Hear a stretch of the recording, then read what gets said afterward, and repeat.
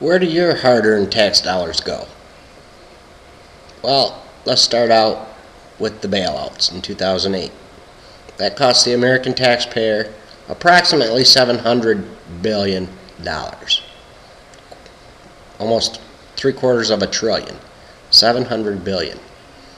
If that money were given to American households instead of the banks, that would be almost $3,200 per person in your household above the age of 18. That's a good start. Where else does your money go? Well, let's see. The U.S. government is spending approximately $750,000 a year for a new soccer field for the prisoners of Guantanamo. The Obama administration plans to spend between $16 and $20 million helping students from Indonesia get their master's degree. The government has spent $200,000 to determine if cocaine makes Japanese quail engage in sexually risky behavior. The U.S. government spent $200,000 on a tattoo removal program in Mission Hills, California. The federal government has shelled out $3 million to research video games like World of Warcraft. Wouldn't that be a great job? $500 million that will solve the problem of 5-year-old children that can't sit still in a kindergarten classroom. Fannie Mae is asking the federal government for another $4.6 billion bailout, and will probably almost certainly get it. $30 million designed to help Pakistani farmers produce more mangoes.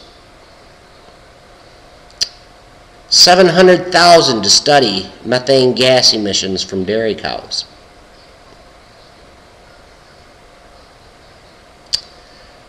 Oh, that's not all, folks. How about $615,000 to digitize photos, t-shirts, and concert tickets belonging to the Grateful Dead? China, the world's biggest lender, more than any other foreign nation, but the U.S. government spends $17.8 million on social and environmental programs for China.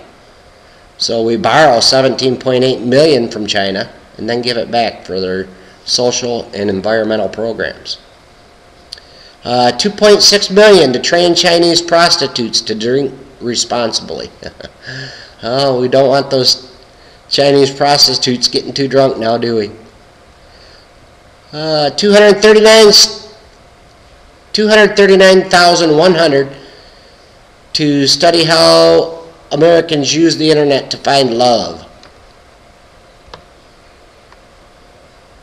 $216,000 to study whether politicians gain or lose support by taking ambiguous positions. $1.8 million, Museum of Neon Signs in Las Vegas, Nevada. $25 billion maintaining federal buildings that are either unused or totally vacant. $2 billion a year for farmers not to farm their land.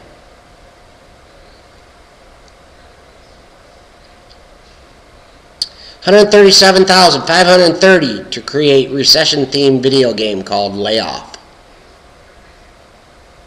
$400,000 to find out why gay men in Argentina engage in risky sexual behavior while they are drunk.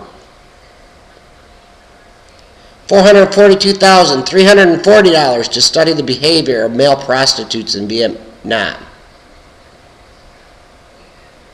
The National Institute of Health spent $800,000 in stimulus funds to study the impact of a genital washing program on men in South Africa. That's right, $800,000 to study the impact of South African males washing their balls.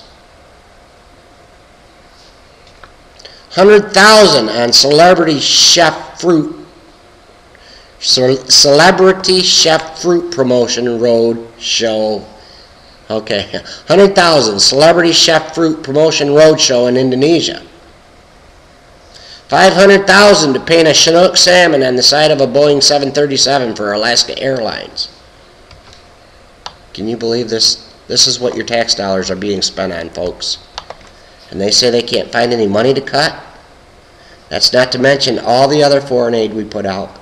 That's not to mention all the foreign military bases we keep open to protect other nations. So don't let the federal government tell you that they can't find anywhere to cut money. They waste it hand over fist. Your money, your tax dollars. And the only way it'll ever change is if you people wake up, get off your ass, write your representatives, write your Congress people, and vote in a conservative president.